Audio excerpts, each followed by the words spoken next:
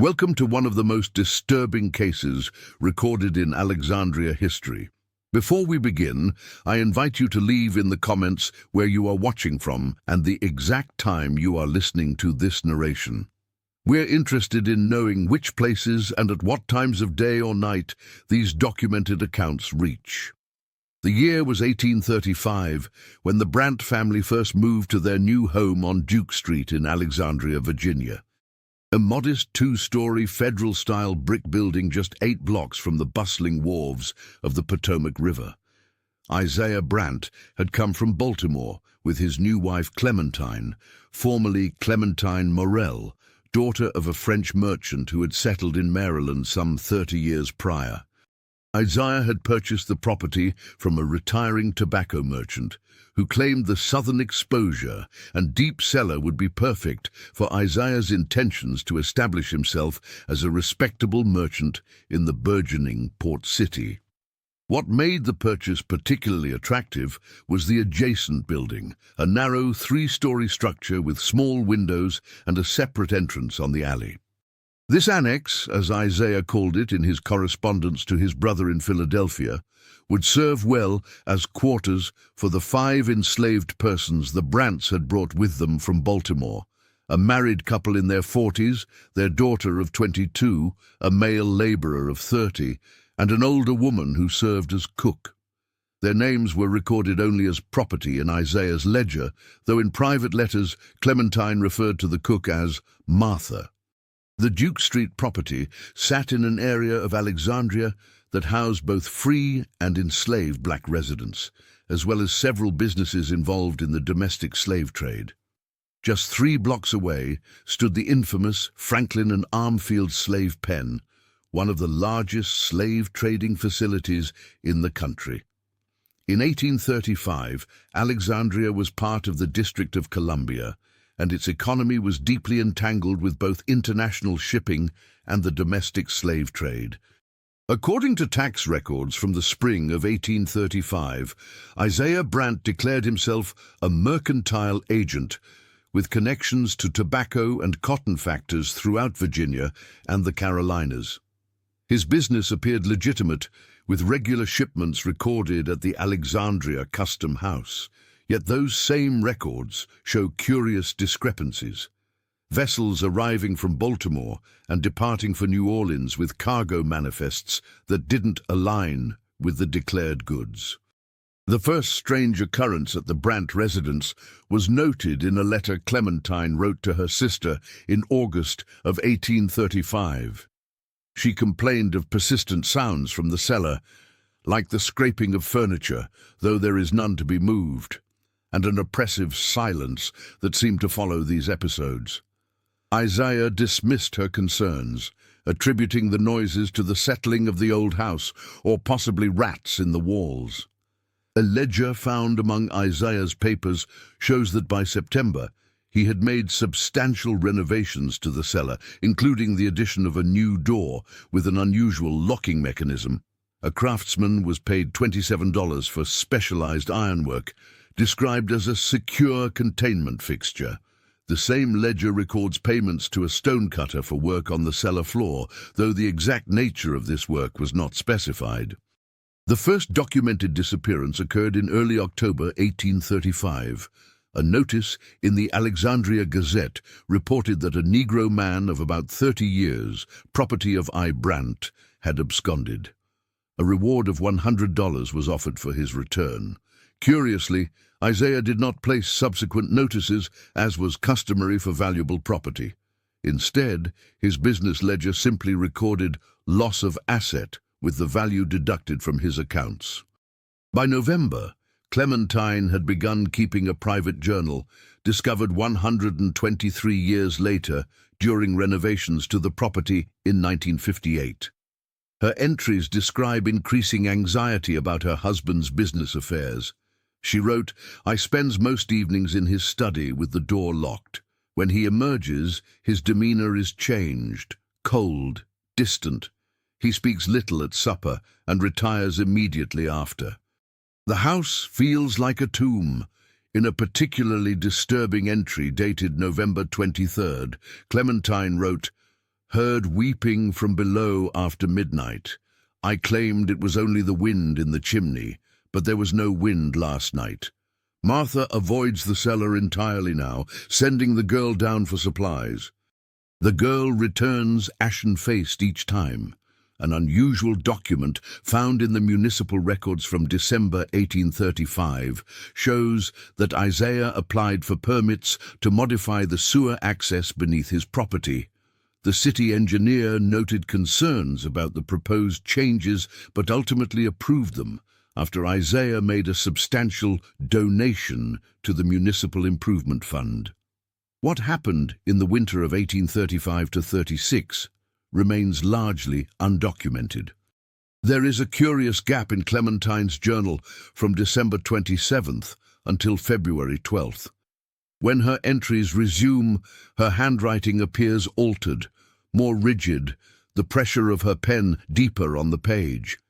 She no longer mentions sounds from the cellar, but instead records with clinical detachment the comings and goings of her husband's business associates, most visiting after dark. A court record from March 1836 indicates that Isaiah was briefly questioned about the disappearance of a free black man who had last been seen near the Brandt property.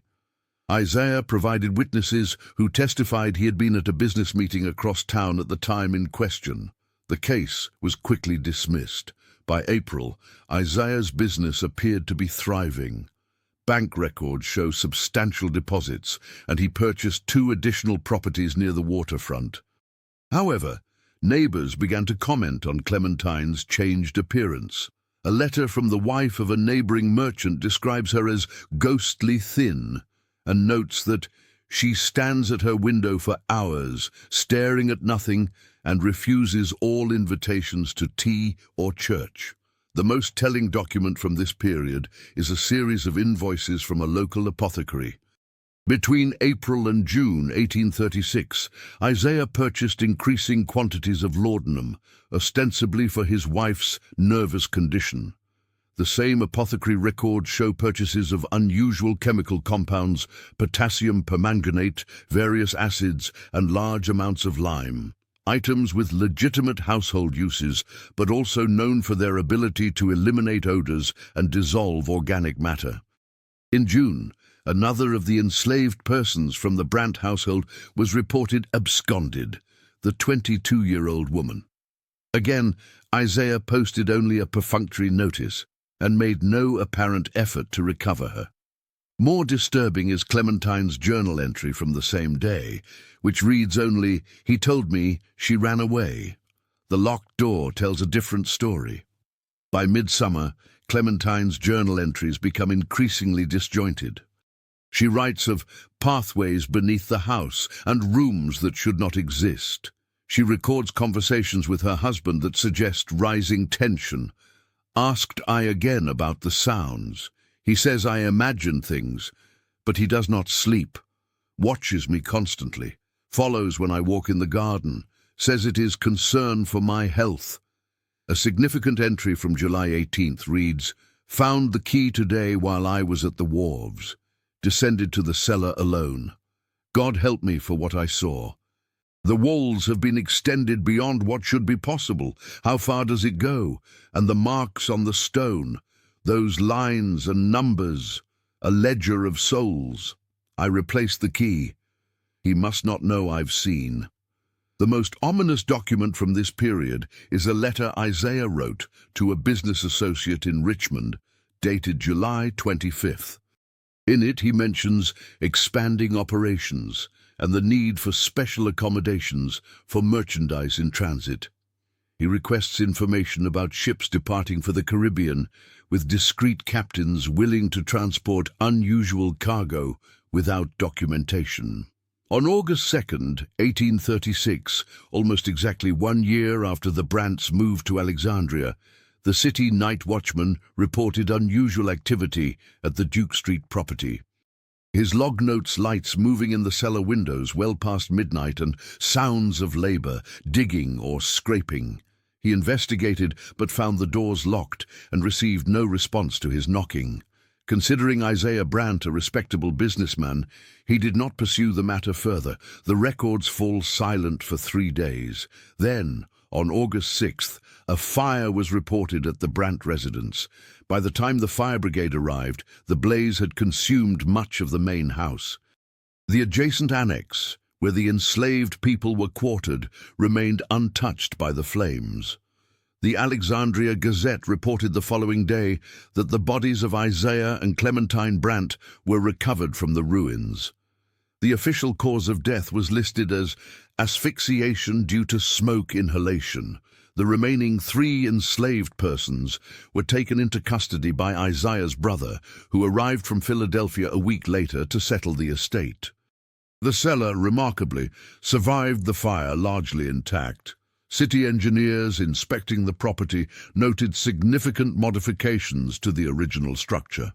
Walls had been moved, the floor excavated to create deeper levels, and a narrow tunnel appeared to extend toward the nearby Potomac. Their report mentioned evidence of recent activity, but provided no details. The property remained abandoned for nearly a decade before being purchased by a shipping merchant who demolished the fire-damaged structure and built a new warehouse on the site. During excavation, workers reportedly uncovered unusual artifacts in the cellar, including iron restraints and specialized tools whose purpose could not be immediately identified. According to a worker's account given to a local minister, there were also markings on the walls, names and dates scratched into the stone. These findings were not officially documented, and construction continued without delay.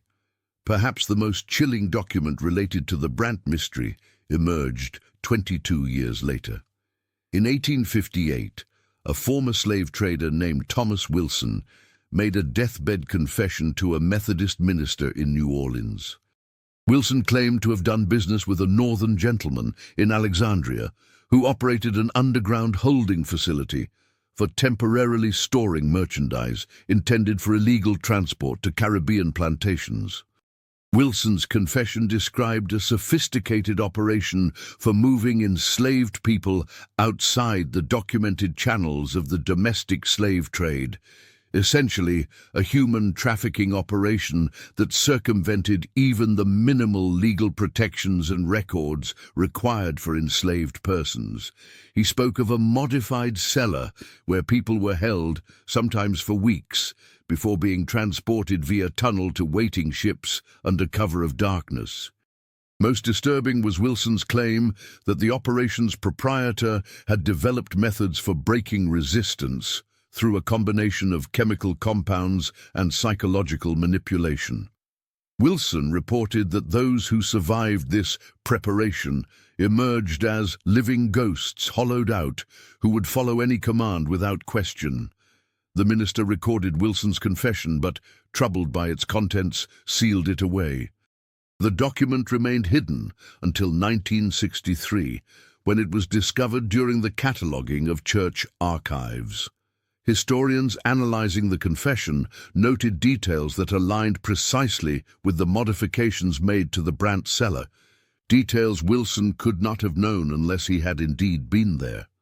In 1958, during urban renewal projects in Old Alexandria, workers excavating near the former Brandt property uncovered a narrow tunnel extending from what would have been the cellar toward the old wharf area.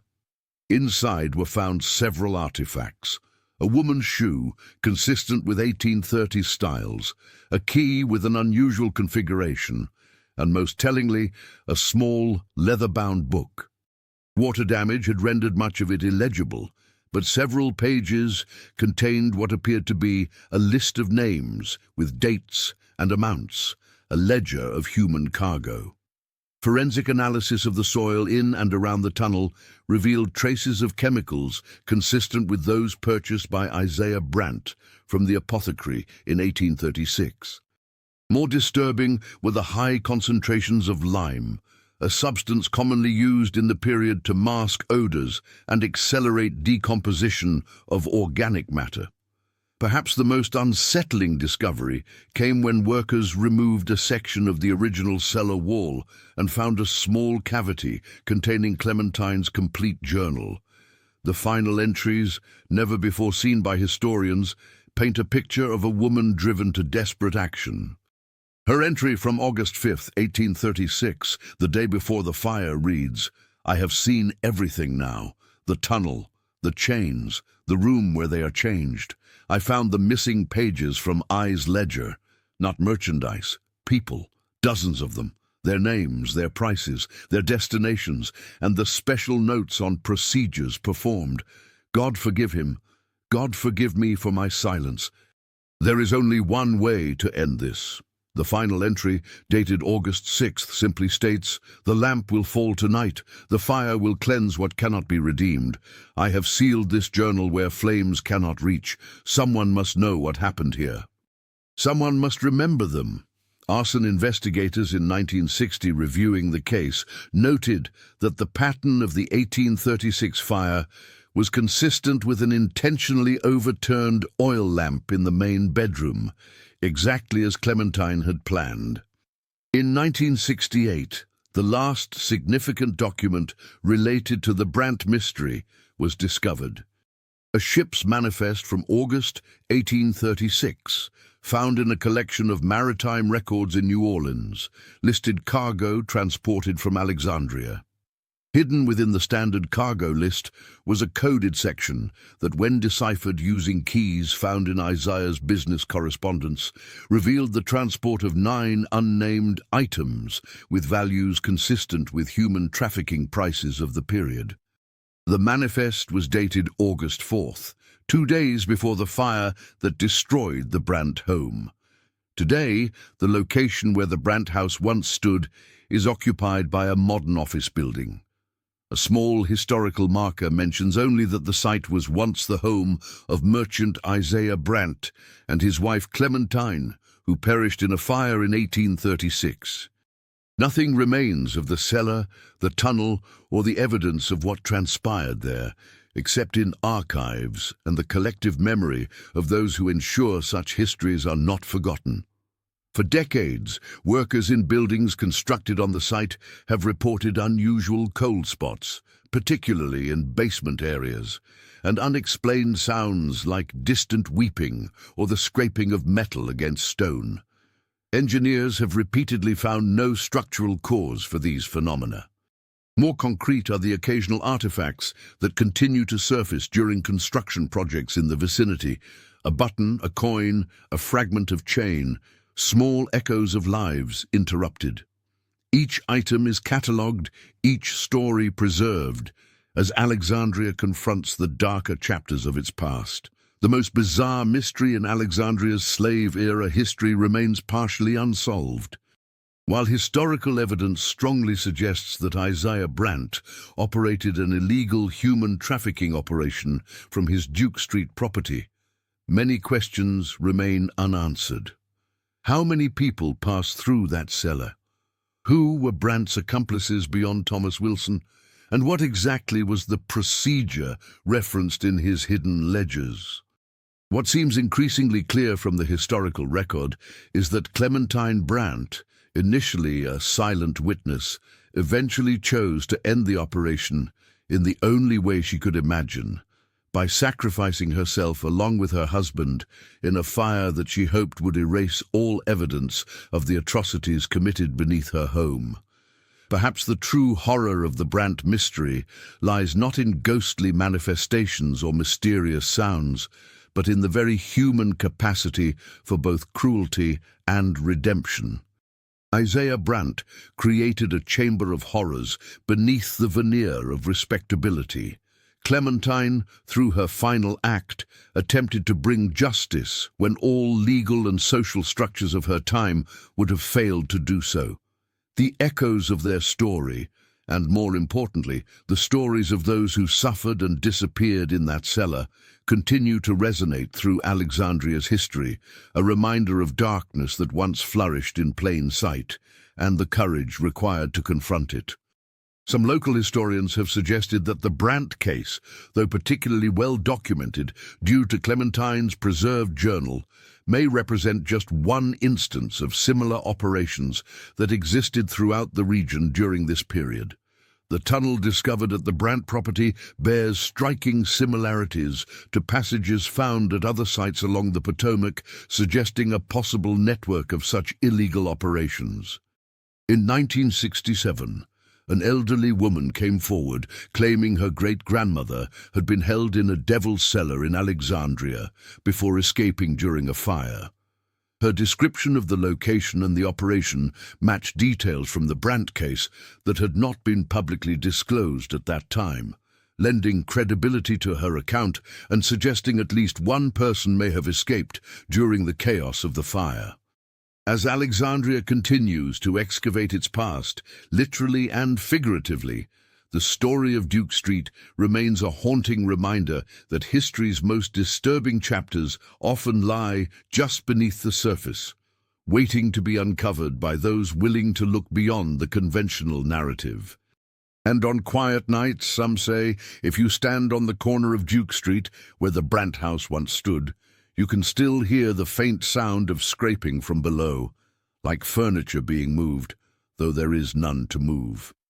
In 1969, a graduate student researching the domestic slave trade discovered a fragmented letter in the archives of a Baltimore bank where Isaiah Brandt had conducted business. The letter, dated July 1836, was addressed to a shipping captain and contained coded instructions for a rendezvous at the Alexandria wharf. What made this document particularly disturbing was a casual postscript in which Brandt wrote, "The procedure continues to prove effective. The merchandise from last month has been successfully delivered without incident or resistance." Not a single word spoken during transit. This reference to the procedure aligned with earlier mentions in Isaiah's hidden ledger and Thomas Wilson's deathbed confession. Historians and medical experts reviewing all available evidence in 1972 theorized that Isaiah had developed a chemical method of inducing a dissociative state in his victims, combining laudanum with other compounds purchased from the apothecary to create a drug that rendered people compliant and silent. The archaeological evidence supports this theory. During excavation of the tunnel in 1958, soil samples revealed traces of opium derivatives and chemical compounds that, when combined, would produce effects similar to what would now be recognized as a chemically induced traumatic dissociative state. In essence, Isaiah Brandt appeared to be pioneering primitive chemical mind control techniques to make his human merchandise more transportable and less likely to resist or escape. A ledger entry from June 1836, partially recovered from water damage, includes the notation, "Procedure refined. Subject remains functional but compliant for approximately 14 days. Memory impairment noted. Vocalization completely suppressed." Value increased by 40%. This suggests that Brandt was not merely trafficking enslaved people, but was actively experimenting on them to increase their market value by chemically altering their mental state, rendering them unable to resist, remember, or communicate their experiences. The merchandise in transit he referred to in his business correspondence were human beings who had been chemically transformed into what one historian later described as walking ghosts. What remains less clear is Clementine's evolution from apparent bystander to active opponent of her husband's operation. Her journal entries show a gradual awakening to the reality of what was happening beneath her home. In early entries, she appears to accept Isaiah's explanations for the strange sounds and activities. By midway through the journal, she records growing suspicion but also fear, both of the truth and of her husband, who she notes has become watchful, suspicious, sleeping with the cellar key beneath his pillow. A particularly revealing entry from June 1836 reads, "I was called away unexpectedly today. Martha says she heard crying from below.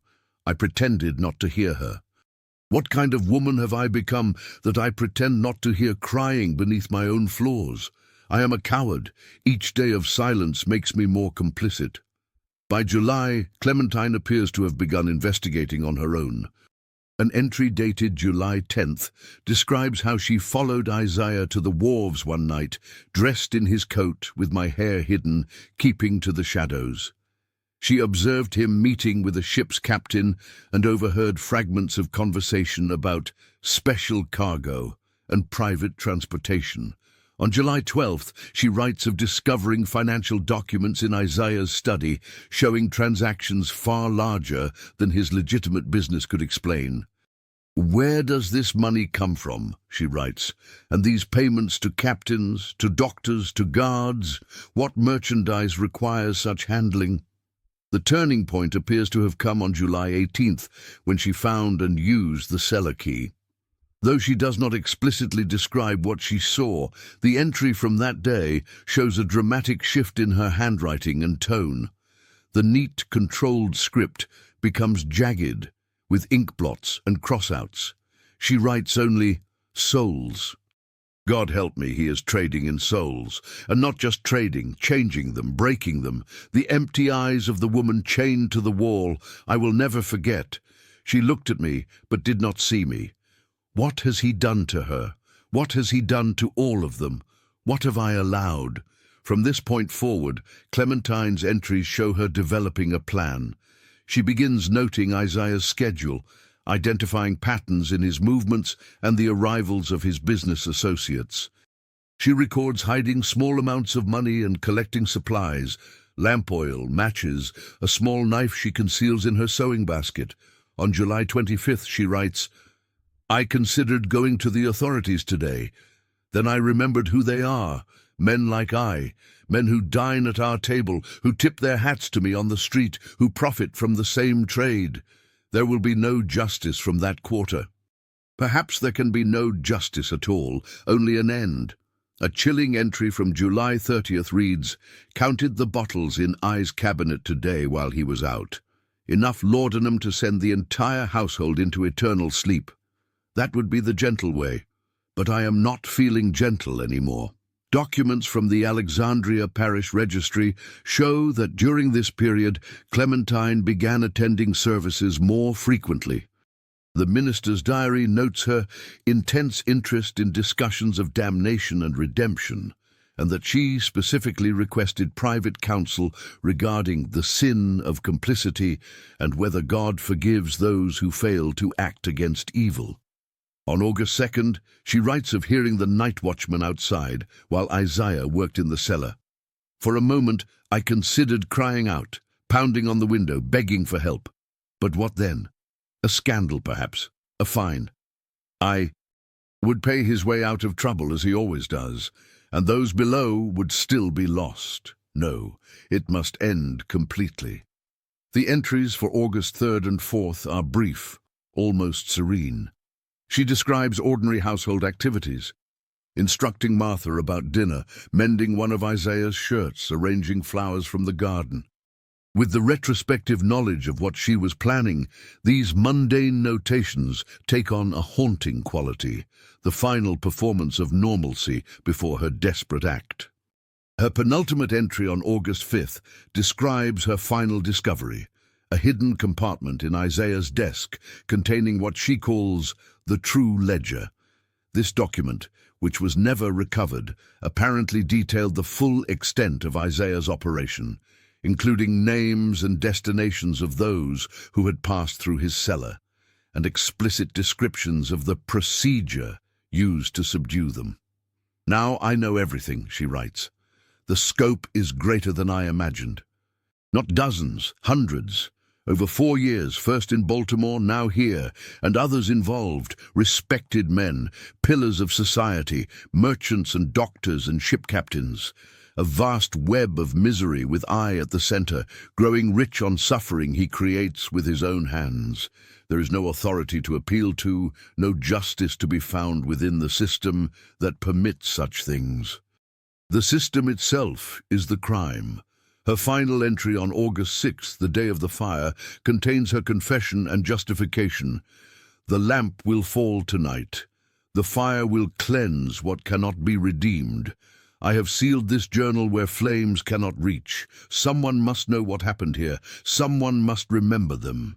Fire brigade records confirm that the blaze began shortly after midnight on August 6th. By the time responders arrived, the main house was fully engulfed. The report notes that the fire appeared to have started in the master bedroom and spread rapidly, likely accelerated by lamp oil or other flammable substances. The bodies of Isaiah and Clementine Brandt were found in their bed, according to the official report.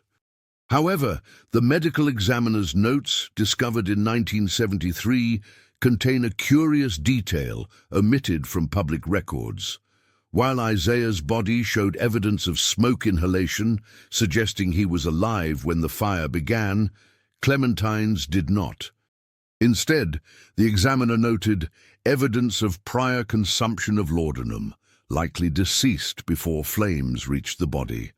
This suggests that Clementine may have taken her own life with the laudanum before setting the fire, ensuring that her plan would not fail even if she lost her nerve at the last moment. It was her final act of resistance against both her husband and her own complicity. What of those who were held in the cellar at the time of the fire? The historical record is largely silent on their fate. The tunnel leading to the Potomac offers one possibility, that some may have escaped during the chaos of the fire. The account from 1967, in which an elderly woman claimed her great-grandmother had fled from a devil's cellar in Alexandria during a fire, provides tentative support for this theory. Archaeological evidence from the 1958 excavation revealed that the cellar itself sustained relatively minor damage in the fire. The stone walls and floor remained largely intact. Fire brigade reports indicate they focused their efforts on preventing the blaze from spreading to neighboring buildings, rather than trying to save the already engulfed Brandt home. This means that anyone held in the cellar might have had an opportunity to escape through the tunnel during the confusion. Isaiah's brother, who arrived from Philadelphia a week after the fire to settle the estate, reported to authorities that 3 enslaved persons registered to Isaiah had survived the fire, having been quartered in the annex that remained untouched by the flames. Records show he transported them back to Philadelphia, where they disappear from historical documentation. What became of them, whether they remained enslaved, were sold, or perhaps even freed, remains unknown. The most haunting questions surround those who may have been held in the cellar as part of Isaiah's illegal operation.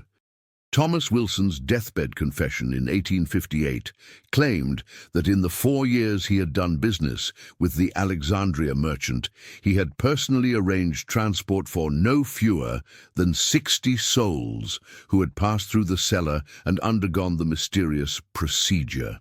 If this estimate is accurate, and accounts for only Wilson's direct knowledge, the total number of victims over the course of Isaiah's operation could indeed have reached into the hundreds, as Clementine feared. As these individuals were by definition undocumented, deliberately kept outside the already minimal record-keeping required for enslaved persons, there is no official accounting of their presence or fate. The final piece of the Brandt mystery emerged in 1975 when an architectural historian studying buildings along the Potomac discovered a previously overlooked connection. 3 properties in Alexandria, including the former Brandt home on Duke Street, shared a curious feature: cellars with walls that had been extended beyond their original foundations, all with access to narrow tunnels leading toward the river. All 3 properties had, at various times between 1830 and 1850, been owned by merchants with connections to Isaiah Brandt. This discovery lent credence to the theory that Isaiah was not working alone, but was part of a network of illegal human traffickers operating beneath the veneer of legitimate commerce in Alexandria. While the Brandt case is the most thoroughly documented due to Clementine's preserved journal and the subsequent fire that brought attention to the property, it may represent just one node in a larger web of criminal operations. Their report concluded that there was compelling evidence that Isaiah Brandt operated an illegal human trafficking operation that included chemical subjugation of victims, and that Clementine Brandt's decision to destroy the operation through arson was likely motivated by moral awakening and the recognition that legal remedies were unavailable due to the systemic nature of slavery and the domestic slave trade. The report also noted the broader historical context. While the Brandt operation was illegal even by the standards of the time, circumventing the documented domestic slave trade, it existed within and because of the larger system of chattel slavery that defined the American economy and society in the antebellum period. In 1978, the Alexandria Historical Society commissioned a comprehensive study of the Brandt case, bringing together historians, archaeologists, and medical experts to analyze all available evidence. Isaiah's crime was not enslaving people, which was legal and protected by law, but doing so outside the established channels that provided a thin veneer of regulation and record-keeping. This context helps explain Clementine's despair and her conclusion that there was no justice to be found within the system. The very authorities who might have stopped Isaiah's illegal operation were invested in maintaining the larger system of human bondage that made it possible. Her journal reveals a woman coming to terms not just with her husband's individual crimes, but with her own position within a fundamentally unjust society. Today, the former site of the Brandt property is marked with a small plaque that acknowledges this darker history. Near this spot stood the home of Isaiah and Clementine Brandt, destroyed by fire in August 1836. Archaeological evidence indicates the property was used for illegal human trafficking. The fire, likely set by Clementine Brandt, ended an operation that had caused immeasurable suffering. This marker honors the known and unknown victims of this site and serves as a reminder of Alexandria's complex past. Local historians and community activists have worked to ensure that the Brandt case is included in educational materials about Alexandria's history, particularly in discussions of the domestic slave trade and its legacy. The case appears in several museum exhibits throughout the city, including a permanent installation at the Alexandria Black History Museum that uses the Brandt cellar as a case study in how archaeology can reveal hidden histories of resistance and survival. The most enduring aspect of the Brandt mystery may be its embodiment of the tension between documented history and lost voices. While we have Clementine's journal, Isaiah's business records, and the physical evidence of the cellar and tunnel, we have almost nothing from those who passed through that space as captives. Their experiences, their names, their fates remain largely unknown, casualties not just of Isaiah's cruelty, but of a system designed to render them invisible.